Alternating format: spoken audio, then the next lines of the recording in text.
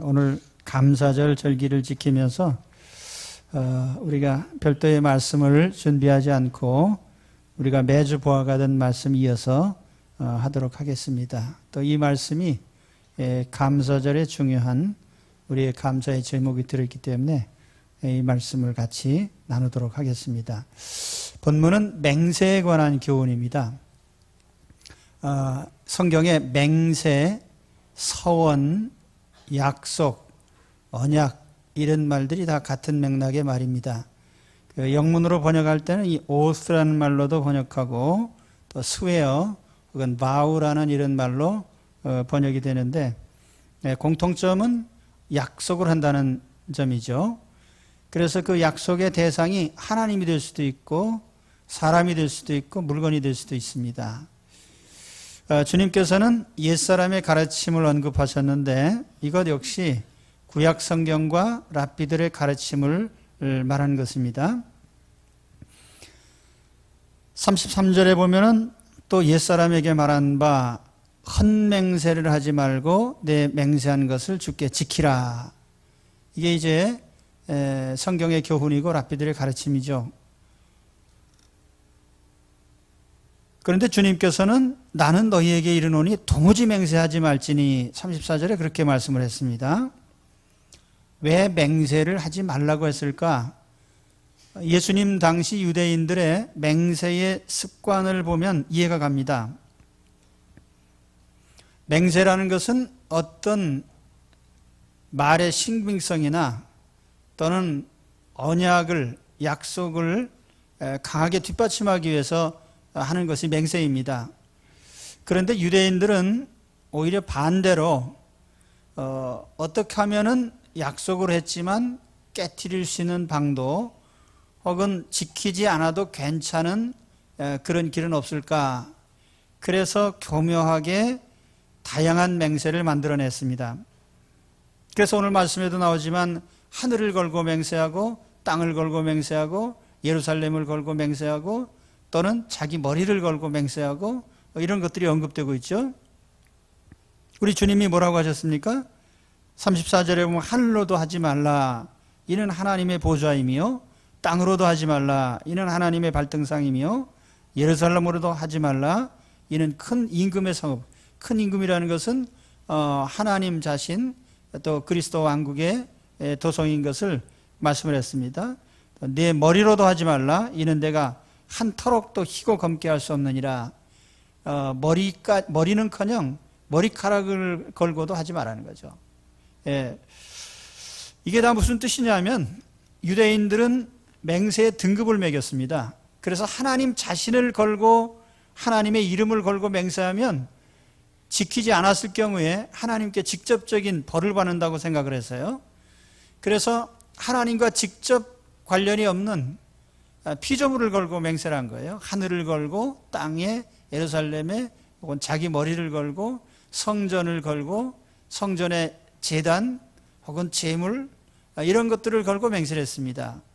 그래서 이러한 맹세가 등급에 따라서 어떤 맹세는 반드시 지켜야 되고 또 어떤 맹세는 좀 지키지 않아도 괜찮은 정도의 이런 습관이 있었기 때문에 마태복음 23장 16절로 22절의 말씀을 보면은 예수님께서 유대인의 맹세에 대해서 이렇게 책망을 하셨어요.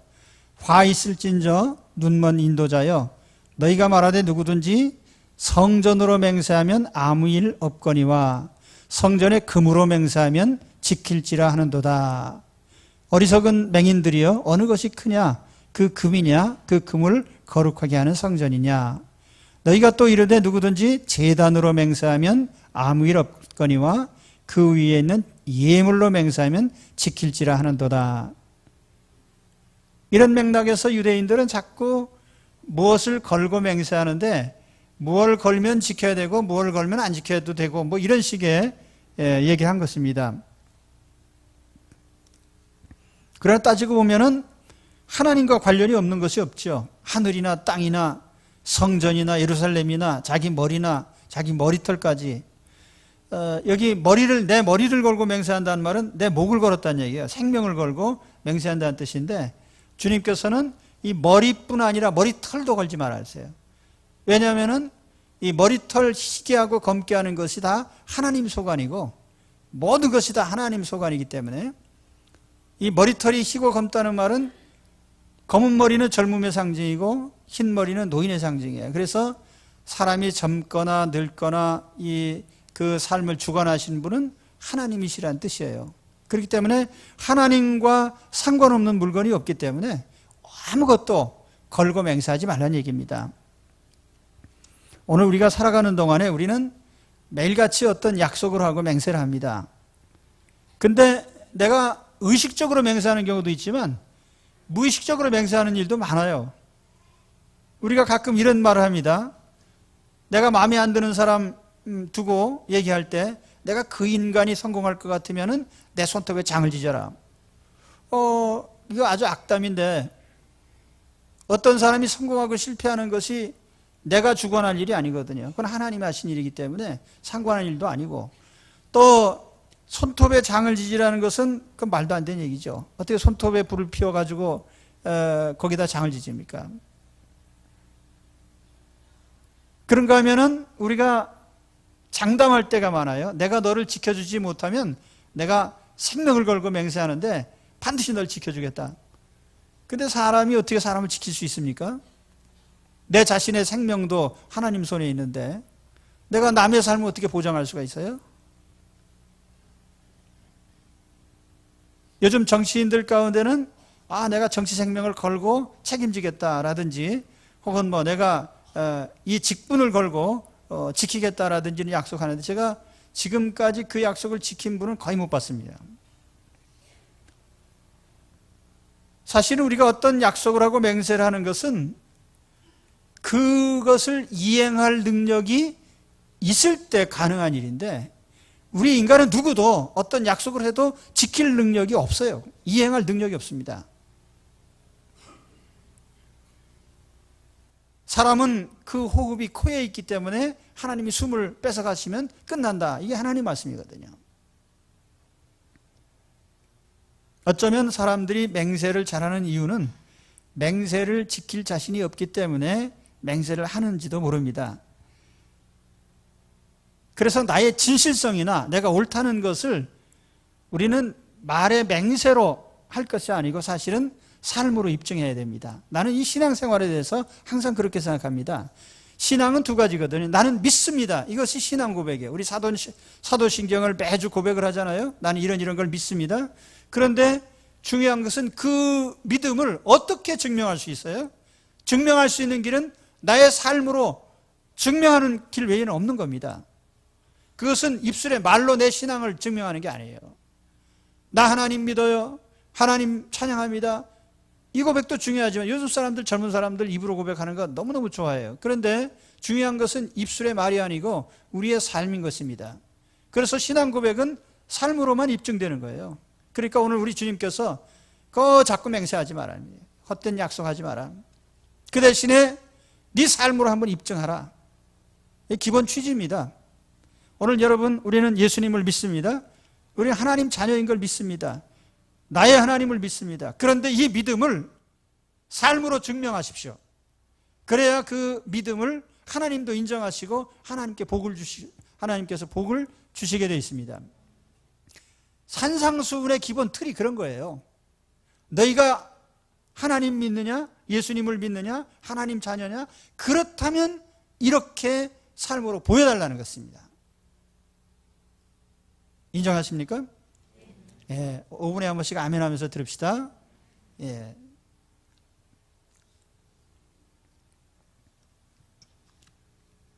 오늘 남에게 인정받지 못해서 속상한 분들이 계시다면 맹세하지 마시고요.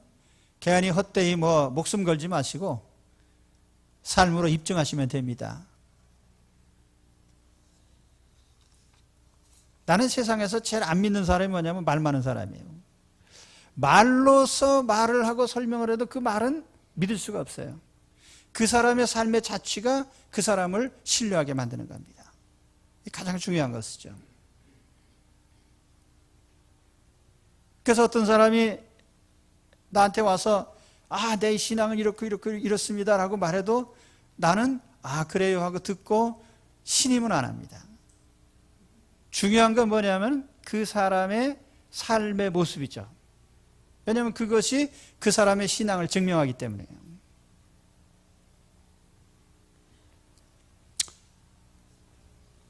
(5분) 안 지났나요? 예.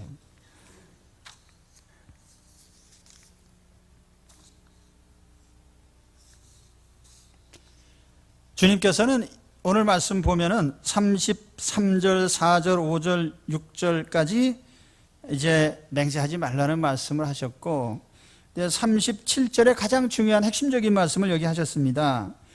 맹세 대신에 할 일이 있는데 오직 너희 말은 옳다 옳다 아니라 아니라 하라.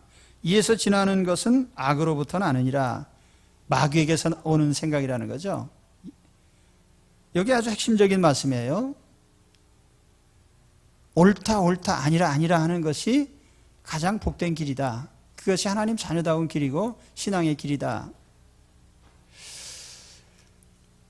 헬라어 성경에 보니까 이 귀절이 그대로입니다. 나이 나이 우 이렇게 표현되는데 이 그리스 말로 나이라는 건 yes라는 말입니다. 그래서 나이 나이 그러면 yes yes 또 우라는 말은 이것은 no no 그런 뜻입니다.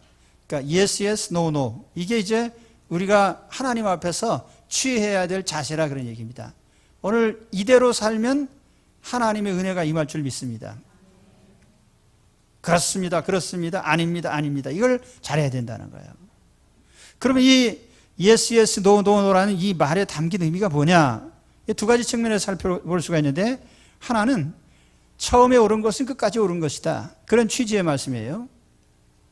그러니까 옳고 그른 것이 중간에 변할 수 없는 거예요. 또 옳고 그른 것이 상황에 따라 바뀔 수 없다는 거죠. 한 번 예스면 끝까지 예스예요. 그러니까 예한 것은 끝까지 예하라는 말이에요.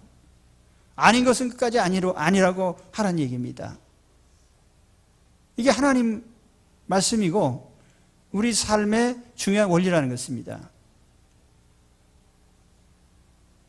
요즘 종북주의자들 또는 김일성 주체사상 따른 사람들이 우리 사회에 많이 퍼져 있는데 이 사람들은 제가 별명을 붙인다면은 논리의 제왕이다.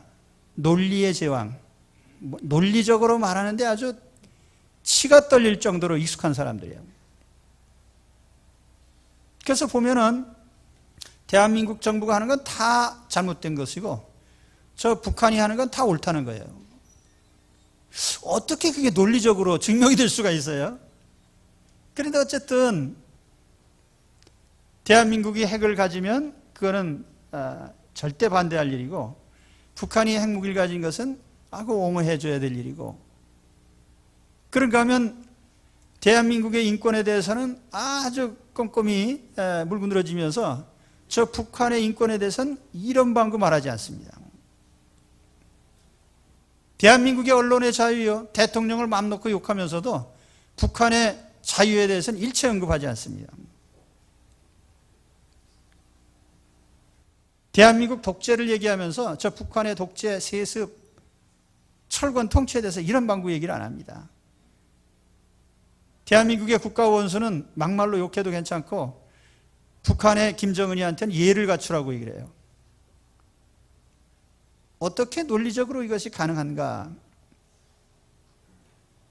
중요한 것은 논리가 아니고 팩트죠. 사실이죠. 사실이 무엇입니까? 북한이 독재국가라는 게 사실이고 통제사회라는 게 사실이고 자유를 다 뺏기고 산다는 게 사실이고 굶주린다는 것도 사실이고 세습도 사실이고 비인간적인 삶도 사실이고 신격화시킨 것도 사실이고 이 팩트들을 논리로서 바꿀 수는 없는 거예요. 유대인들이 어떤 맹세를 하면서 그런 논리를 얘기를 한 것입니다. 한번 맹세할 때 옳다고 했다가 맹세를 위반하면서 또 아닌 것을 또 대는 거죠. 어떻게 동일한 사안이 한때는 예스가 됐다가 한때는 노가 되냐 말이에요. 그건 아니죠. 사람들은 자신의 불의를 감추기 위해서 맹세를 하면서 그 맹세 자체가 자기 자신을 증명해 주는 것처럼 착각합니다. 그래서 임의로 맹세를 바꾸는 거예요. 그래서 오늘 주님은 차라리 맹세하지 말고 그냥 옳은 건 처음부터 옳다 하고 그른 건 그르다고 하고 그 자세를 바꾸지 말아라. 오늘 우리는 하나님 앞에서 이걸 잘하면 됩니다. 옳은 건 옳다, 그른 건 그르다. 그래서 이거 다른 말로 하면 우리 삶에서 거절도 잘해야 돼. 거절도. 마귀가 제안하는 거 다 거절해야 됩니다. 그거 예스하면 안 되는 거예요.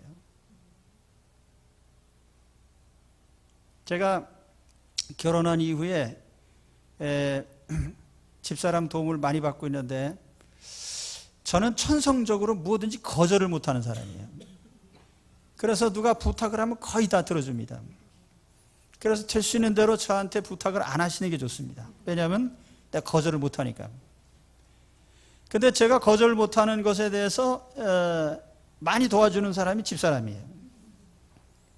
그래서 무슨 일이 있을 때 이거 목사님한테 불리하고 안 되는 일이다, 목회에 도움이 안 된다 그러면 노하고 단호하게 잘라버리거든요.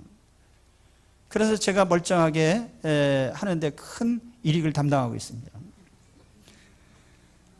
근데 여러분, 결혼한 부부가 남편이 무슨 뜻이 있어가지고, 예를 들어서 이런 일들 많거든요. 평생 직장 생활을 하다가 퇴직금 받았는데 어떤 사람이 와서 그걸 홀라당 빌려달라고 하는데 그거 아내가 노하고 거절해야 되는 거예요. 우리가 노를 잘 못하면 세상에서 큰 불이익을 당합니다.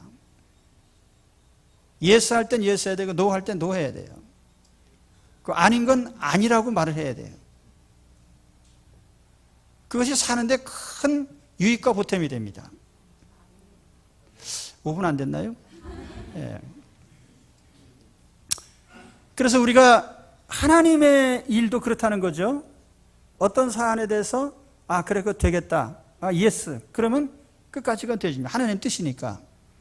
그런데 하나님 아니요 한 것은 시종 아니요가 맞는 거예요. 어떤 일이 있어도. 그 예스와 노를 잘하면 평생 평안하고 잘 먹고 잘 살 수 있습니다. 그래서 하나님이 오늘 그거 괜히 맹세하지 말고 예 아니요만 똑바로 하면 너희들 잘 살 수 있다. 그러면 인정도 받고 잘못된 일에 빠질 수도 없고, 그러니까 그렇게 살아라. 그래서 예수도 잘하시고 노도 잘하시기 바랍니다. 그럼 하나님이 복된 삶이 되게 해주시는 거예요. 그리고 또 한 가지, 예 아니요 아니요라고 하는 이 말에 담긴 두 번째 뜻은 뭐냐면 하나님의 섭리를 받아들이고 승복하라는 거예요. 이게 하나님이 하신 일인 줄 알면 예스하고 받아들이고요. 예. 이게 내가 인간적인 의욕으로 잘못했던 것이라면 그건 아니오니까 그건 아닌 줄 알고 노하고 그거는 배제를 하면 되는 것입니다.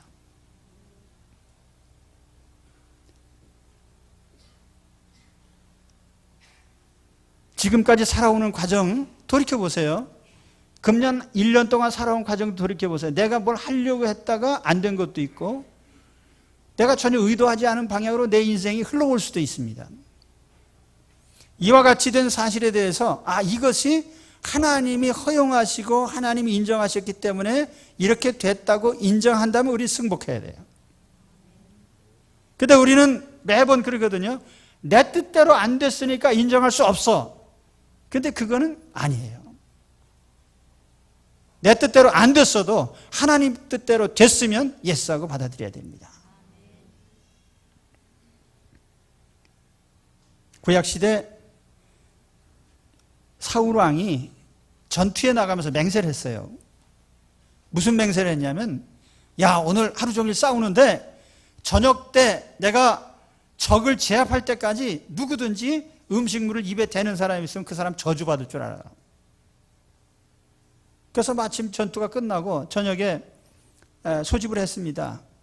그런데 나중에 알아보니까 그 맹세를 위반한 사람이 있단 말이에요. 얘 누군가 알아보자. 그 제비뽑기를 했더니 자기 아들 요나단이 당첨이 된 거예요. 그 무슨 일인지 얘기해봐라. 그러니까 요나단은 아버지가 맹세할 때 그 자리에 없었기 때문에 뭘 먹지 말라고 한 것을 몰랐어요. 그래서 전투하다 이렇게 보니까 거기 뭐 숲속에 꿀이 있거든요. 꿀이 이게 얼마나 영양식입니까? 그래서 꿀을 먹었단 말이에요. 눈이 밝아졌어요. 굶다가 먹으니까. 그런데 아버지가 소집한 후에 우리 중에 내 맹세를 어긴 놈이 누구냐 하고 뽑으니까 아들이 당첨된 거예요. 그래서 누구든지 맹세를 했기 때문에 죽여야 된단 말이에요. 그래서 요나단 죽여라. 그랬더니 사람들이 임금님 그래도 이 전투에 가장 혁혁한 공을 세운 사람이 요나단인데 어떻게 죽일 수 있습니까? 살려주십시오. 그래서 사울이 또 어물어물하면서 살렸어요. 그냥. 사울이 뭘 잘못한 거죠? 그날 전투에 이길는지 질는지는 하나님이 결정하시지 사울이 결정한 일이 아니에요. 그럼 졌다면 어떻게 할 거예요? 또 사울이 맹세할 때 저주를 했는데 저주의 대상이 누구인지 모르고 맹세를 했단 말이에요. 그게 자기 아들이 걸릴 줄 누가 알았겠어요? 그래서 우리는 지난 날은 돌이켜볼 수 있지만 미래사는 우리는 예측할 수 없습니다. 요즘에 방송에 보면은 그 점쟁이들이 많이 나오는데요. 이 방송에서 이게 또 혹시 또 이 부분은 녹화해서 삭제하세요. 또 한국의 역술인들이 많은데 그분들에게 또 그게 아니라 방송이라는 공영방송에서 사람의 관상을 보고 그 사람의 운명이 이렇다 저렇다 얘기하는 이것이 과연 옳은 것인가? 지난 날은 누구든지 돌이켜보면서 얘기할 수 있지만 다가올 일에 대해서는 아무도 그것은 예측할 수 없습니다. 그래서 하나님이 미래에 대한 것은 하나님 소관이기 때문에 알 수 없게 했다.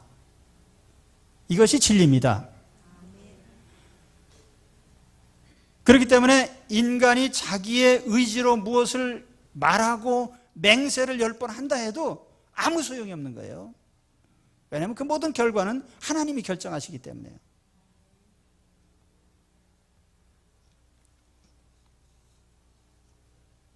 열왕기상 19장에 이세벨 얘기가 나오는데 이세벨이 갈멜산 사건 이후에 맹세를 했습니다. 내가 저 엘리야라는 사람을 죽이지 않으면 신들이 내게 벌 위에 벌을 내리리라. 내가 내일 이맘때쯤 반드시 저 엘리야를 죽이겠다. 근데 그대로 됐습니까? 안 됐죠. 하나님이 죽이지 않은 사람을 어떻게 지가 죽일 수가 있어요? 그리고 오히려 자기가 죽임을 당했죠.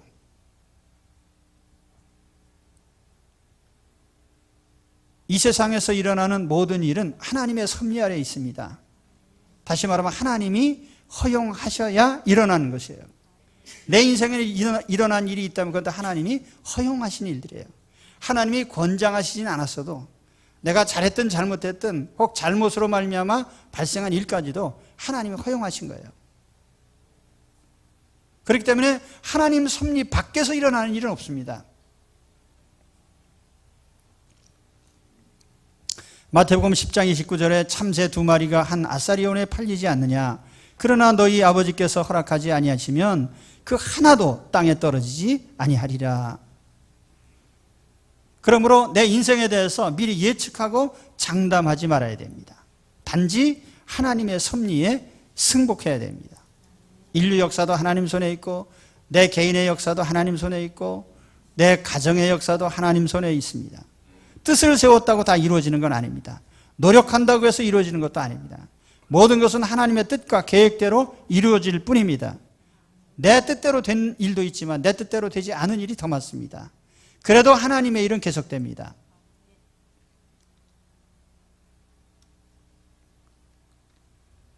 나는 내가 하는 일이 반드시 옳은지는 모르겠습니다. 비록 선한 목적으로 하는 일이라 해도 그것이 정말 하나님의 뜻인지는 알 수 없습니다. 모든 것은 결과가 말해줍니다. 그리고 결과는 옳습니다. 하나님은 옳으십니다. 나는 항상 옳을 수 없다는 고백, 그리고 하나님은 항상 옳으시다는 고백, 이것이 하나님 섭리에 대한 승복입니다. 이것이 오늘 말씀의 핵심적인 것이고 가장 중요한 거예요. 우리의 신앙의 단계로 말한다고 하면은 하나님의 섭리에 승복할 줄 아는 단계로 나가는 것이 최상의 신앙입니다.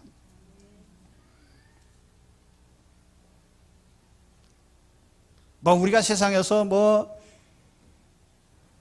그 신앙 등급 얘기하는 사람들 많이 있어요. 어떤 사람들은 성경을 많이 읽어서, 또는 어떤 사람들은 금식을 많이 해서, 또 어떤 사람은 은사를 많이 받아서, 또 어떤 사람은 기도를 많이 했기 때문에, 이 모든 것이 신앙의 등급인 것 같죠.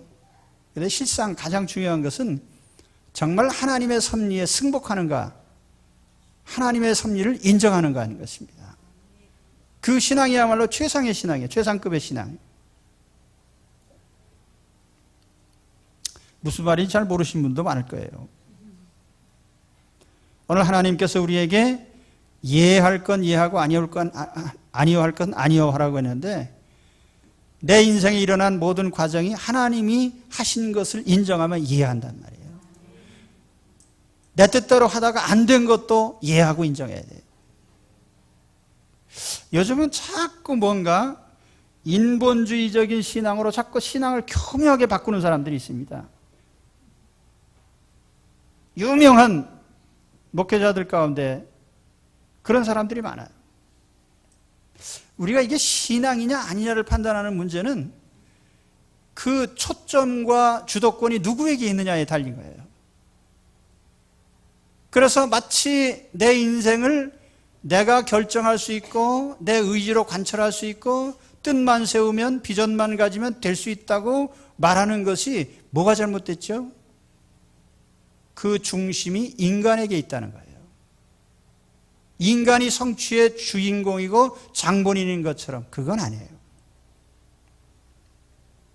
우리는 어떤 뜻을 세우고 비전을 가지고 의욕적으로 할 수는 있지만, 그것의 이행 여부는 하나님의 손에 달려 있습니다.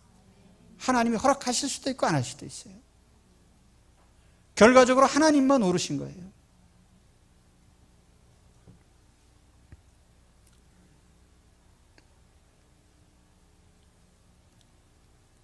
자, 오늘 추수감사절인데 아주 굉장히 등급이 높은 얘기를 지금 하고 있습니다. 감사 중에 최상급 감사, 그건 하나님의 섭리하심에 대한 승복의 감사입니다. 그래서 제가 이 말씀 드리는 거예요. 추수감사절날 딱 보니까 예스 노가 딱 나왔거든요. 하나님의 섭리에 예스하는 사람이 최상급의 신앙이에요. 왜 내 뜻대로 안 됐습니까? 이럴 수 있습니까? 뜻만 세우면 됩니다 라고 하는 것이 신앙이 아니에요. 자, 오늘 말씀에 보면 첫째로 하나님 자녀라면 어떻게 해야 됩니까? 맹세하기보다 실천하는 삶이 중요합니다. 주님께서 맹세하지 말라고 하신 것은 아예 약속 자체를 하지 말라, 그런 뜻은 아니에요. 실제로 보면 성경에 신명기 10장 20절에 보면은 내 하나님 여호와를 경외하여 그를 섬기며 그에게 의지하고 그의 이름으로 맹세하라, 그렇게 돼 있거든요. 사도 바울도 서약을 했습니다. 삼손이나 사무엘이나 세례 요한도 하나님께 바치기를 서약한 나실인들입니다. 오늘 우리도 중요한 서약을 하잖아요. 세례 받을 때 세례자 서약을 합니다. 교회에서 직분을 줄 때에 임직식 서약을 합니다. 결혼할 때에 신랑과 신부가 남편으로 아내로서 어떻게 할 것인지 서약을 합니다. 맹세를 하지 말라라고 하는 이 주님의 말씀은 문자적으로 받으면 안 돼요. 다만 자신의 어떤 뜻을 관철하기 위해서, 자신이 옳다는 것을 내세우기 위해서, 증명하기 위해서 무엇을 걸고 맹세하지 말라는 거예요. 그게 유대인들이 했던 맹세들이거든요. 하늘을 걸고 땅을 걸고 예루살렘을 걸고 성전을 걸고 제단을 걸고 재물을 걸고 뭐 할 거 없으면 자기 목이라도 걸고 맹세하고 하니, 이게 언제 하나님이 그런 맹세하라고 그랬어요? 하나님이 하나님의 이름으로 약속하고 하나님 앞에 책임지라는 것이죠.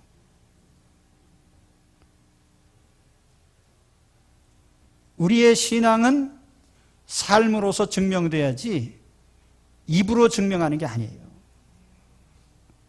그래서 오늘 하나님 앞에서 입의 맹세보다는 실천적인 능력을 갖추시기 바랍니다. 그런 사람이 영권 있는 신자이고 축복을 누리는 신자이고 또 세상에서 영향력 있고 권세가 있는 신자입니다. 맹세 잘한다고 좋은 신자 아니에요. 실권 있는 신자들이 되십시오. 그 다음에 두 번째로 맹세하는 것보다는 하나님의 섭리에 승복하는 것이 더 중요합니다. 내 인생이 어떻게 되리라고 맹세해도 사실상 소용없습니다. 왜냐하면 내 인생은 하나님이 주관하시고 인도하시기 때문이에요.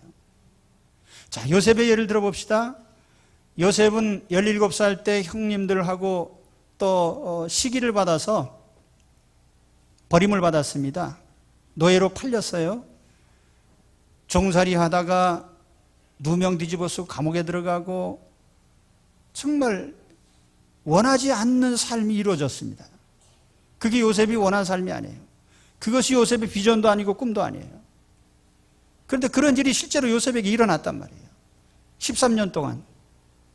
그러면 그 삶의 과정은 이건 아닙니다 하고 노후해야 됩니까? 아니죠. 하나님이 이렇게 인도하셨으니까 그건 예스가 맞는 거예요. 비록 내 원대로는 안 됐어도요. 다음 순간에 어떻게 됐죠? 요셉은 개인적으로 성숙하고 신앙의 훈련과 연단을 받고 애굽에서 지위가 높아지고 야곱 가족이 애굽에 이민을 가게 되고 한 가문이 민족으로 성장하는 놀라운 결과들이 거기에 나타났어요. 이건 누가 했어요? 하나님이 하셨습니다. 그러면 우리가 요셉의 생애를 둘로 나눠서 원하지 않는 일이 이루어졌을 때는 하나님 섭리가 아니고 내 뜻이 관찰 안 되었고, 그러면 좋은 일이 이루어졌을 때만 하나님 섭리고 하나님 뜻입니까?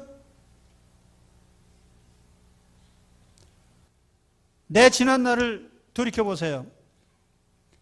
1년간의 과정을 돌이켜보세요. 어떤 면에서는 내 뜻대로 된 것도 있지만 안 된 것도 더 많은데 안 된 것에 대해서 우리는 항상 부정적인 마음을 가진단 말이에요. 그러나 그것조차도 하나님 섭리 아래에 있다는 걸 우리 인정해야 돼요. 더 크게 보면은 요셉의 생애를 통해서 하나님께서 세우신 구원의 계획이 성취가 된 거예요. 창세기 15장인가요? 하나님이 아브라함에게 나타나셔서 약속하셨던 400년 후에 내 자손이 큰 민족을 이루게 되고 또 내가 그들을 구출해내겠다라고 하는 하나님의 구원 계획이 이루어졌고, 그것은 그리스도를 통한 구원 계획의 한 부분으로서 또 하나 예표로서 큰 성취가 이루어진 거예요. 그러니까 더 적극적으로 말한다면 요셉 개인의 생애는 개인의 생애가 아니라 하나님의 뜻을 이루는, 하나님의 계획을 이루는 한 도구로서 요셉의 생애가 있었던 것입니다. 그렇기 때문에 내 인생이 삶의 중심이 아니라 하나님의 역사를 이루는 것이 중심이요, 거기에 내 인생이 쓰임 받는다는 걸 우리는 알아야 됩니다. 이것이 바로 하나님의 섭리에 대한 승복의 이유입니다.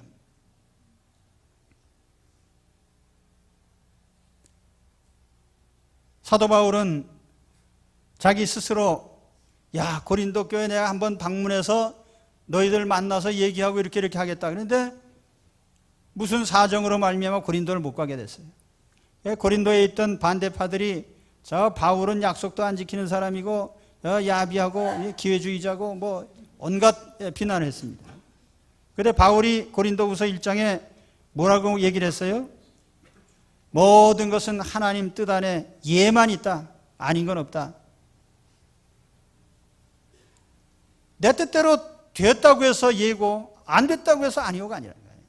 하나님의 뜻대로 됐으면 뭐든지 예가 되는 것입니다.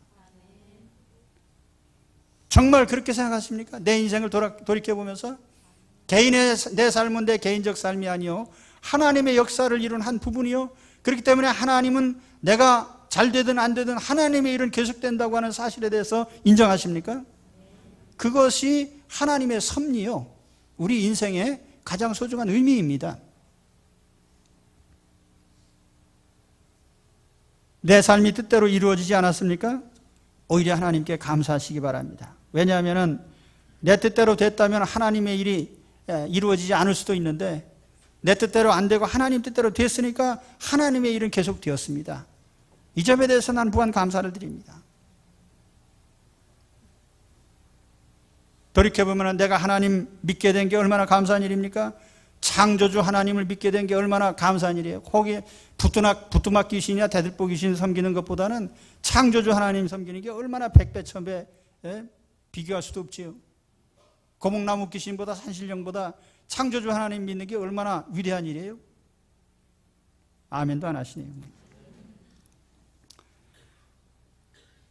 세상에 내가 이루어야 될 뜻도 많지만 하나님의 뜻이 이루어진 것이 얼마나 감사한 일입니까? 내 개인의 인생이 개인의 삶으로 끝나지 않고 하나님의 역사를 이루는 데 쓰임받았다는 것이 얼마나 감사한 일입니까? 나는 내 인생 때때로 내 6.25 때 태어나가지고 나는 아버님 없이 얼굴도 보지 못하고 자랐습니다. 청년 시절에 병들고 실패하고 방황한 적도 있어요. 그러나 이 모든 사실들이 하나님의 역사를 이루는 과정이었다는 것에 대하여 감사를 드립니다. 하나님께서는 내 인생을 불러서 하나님 교회를 세우시는 데 쓰시고 하나님 복음 전하는 데 쓰시고, 그래서 내 인생을 실패를 했는지 뭐했는지 모르겠지만 하나님의 뜻은 이루어졌고 하나님은 실패하신 적이 없어요. 하나님의 교회를 세워가시는데 나는 한때는 잘 몰라가지고 인간적인 의욕도 가졌습니다. 야, 내가 설교를 기차게 해가지고 막 교인들이 막 그냥 10,000명, 20,000명 막 몰려. 난 그런 뚱따지 같은 생각을 한 것에 대해서 항상 회개하고 있습니다.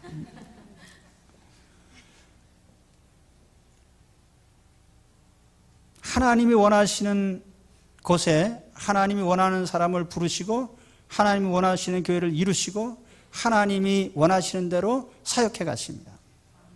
감사한 일이죠. 그래서 오늘도 감사합니다. 그래서 오늘 감사 제목이 뭐냐면 내 뜻대로 안 되고 하나님 뜻대로 된 것에 대하여 감사를 드립니다. 그것이 바로 하나님은 항상 오르시고 하나님이 하시는 일을 뭐든지 이해쓰고 내가 하는 일은 그것은 옳은 것도 있지만 노하는 것이 너무 많아요. 그래서 하나님은 항상 이해씁니다. 하나님 섭리하시는 게 항상 옳습니다. 그것이 감사예요. 오늘 하나님께서 우리의 삶을 돌이켜보면서 추수감사절인데 너 뭐 감사하지? 내 인생을 보내시고 하나님의 일을 이루신 일에 대해서 무한 감사를 드립니다. 이게 뭐예요? 가장 높은 차원의 감사예요.